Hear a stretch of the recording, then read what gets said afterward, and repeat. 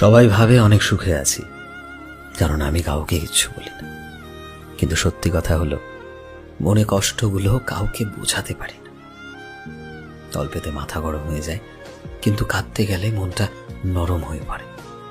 হঠাৎ হঠাৎ মন খারাপ হয়ে যায়, কারণটা নিজেও বুঝি না। অনেক সময় সবকিছুতে নিজেকে অবহেলিত মনে হয়। রাত হলে ভীষণ রকম কান্না পায়, হাহাকার লাগে।